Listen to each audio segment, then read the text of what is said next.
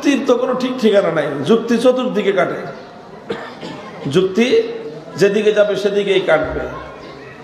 এক লোক একটা গাধা নিয়ে বাজারে যাচ্ছে, গাধা বিক্রি করবে, সঙ্গে তার ছোট একটা ছেলে। এখন লোকটা গাধার পিঠে সওয়ার হয়ে যাচ্ছে আর তার ছেলেটা পিছনে পিছনে হেঁটে যাচ্ছে।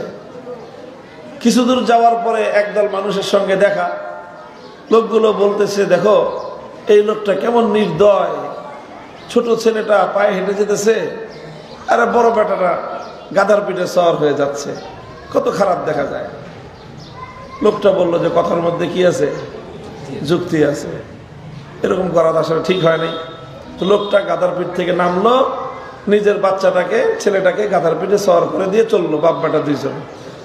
কিছু দূর যাওয়ার পর 2 নম্বর গ্রুপের সাথে দেখা।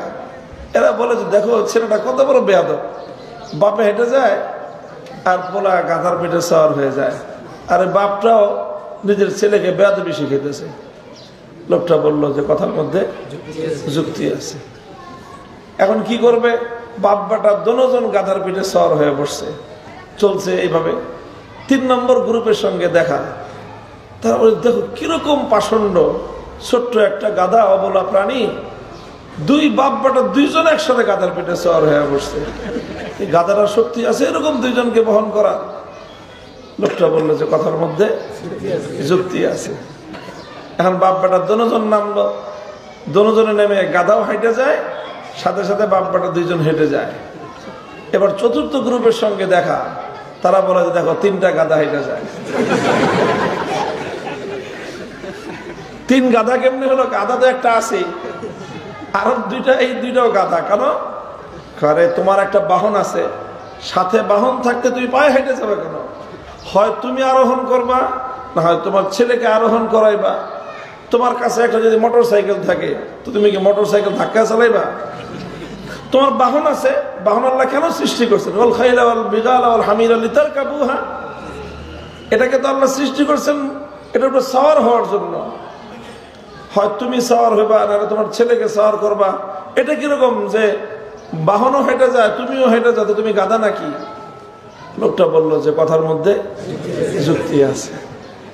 এখন সে চিন্তা করতেছে করবো কি, আমি নিজে সওয়ার হইলাম নির্দয় বাপ, পোলারে সওয়ার করলাম হইল বেয়াদব ছেলে, 2জন সওয়ার হইলাম পাষণ্ড, দুজন নামলাম হইলাম গাধা।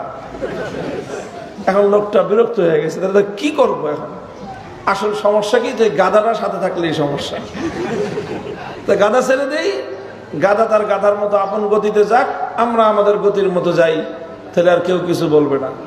এই কথা চিন্তা করে সে গাধাটা ছেড়ে দিছে। তো গাধা যখন ছেড়ে দিছে, গাধা নিজের গতিতে লাফাইতে লাফাইতে জঙ্গলে চলে গেছে। লোক তো খালি হাতে বাড়িতে ফিরে আসছে। এখন গাধা বিক্রি করে টাকা নিয়ে আসার কথা, বাড়িয়ালি অপেক্ষা করতেছে যে 10-12 হাজার টাকা আনবে, এটা দিয়ে তার বিশাল প্ল্যান, অনেক কিছু করবে সে। এখন যখন খালি হাতে আসছে তো বাড়িওয়ালারে জিজ্ঞাসা করছে, গাধা বিক্রি করছো কয় টাকা? বলে যে না, গাধা তো বেশি নাই। কি করছো? বলে যে মানুষের যুক্তির তার পাল্লায় পড়ে শেষ পর্যন্ত রাস্তার মাঝখানে তো গাধা ছেড়ে দিছি। কি করছো? গাধা ছেড়ে দিছি। তারপর কই গেছে গাধা? গাধা নাচতে রাস্তায় জঙ্গলে চলে গেছে, আর আমরা খালি হাতে বাড়িতে ফিরছি। এই কথা বলতে দেরি, বাড়িওয়ালি তো এমন খেপা খেপছে, ঘরের ভিতর থেকে ঝাঁটা নিয়ে আসছে। ঝাঁটা চেনেন? ঝাড়ু, ঝাড়ুকে বাংলায় কি বলে? ঝাঁটা বলে। এই ঝাঁটা নিয়ে আসছে, বলছে যে যাও গাধা তালাশ করে বিক্রি করে টাকা নিয়ে বাড়িতে আসবা। এর আগে যদি বাড়িতে ঢুকছো তো ঝাঁটার বাড়ি একটা মাটিতে পড়বে না। আসলেই যারা কোরআন হাদিস বাদ দিয়ে যুক্তির পিছনে ছুটতে থাকবে, শেষ বিচারে কপালে ঝাঁটার বাড়ি ছাড়া কিছুই জুটবে না। আসলেই ইসলাম মানুষকে এতটা আত্মবিশ্বাস, এতটা দৃঢ়তা, এতটা কনফিডেন্স কেন দেয়? আমরা এই যে এত আত্মবিশ্বাসের সাথে কথা বলতেছি, কিসের ভিত্তিতে বলতেছি? আমাদের একটা বিশ্বাস এমন আছে যে সারা দুনিয়া ভুল হতে পারে, আমার চোখে দেখা ভুল হতে পারে, আমার হাতের স্পর্শ ভুল হতে পারে, আল্লাহর কোরআন ভুল হতে পারে না। আমাদের বিশ্বাস হলো সারা দুনিয়ার মানুষ ভুল বলতে পারে, আমার নবী ভুল বলতে পারেন না। এই যে আমাদের আত্মবিশ্বাসের জায়গাটা এত মজবুত, এত মজবুত, এত মজবুত যে দুনিয়াতে কোনো জাতির কাছে এই মজবুতি নাই।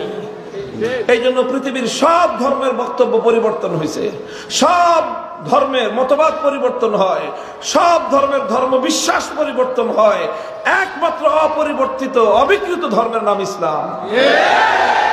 কারণ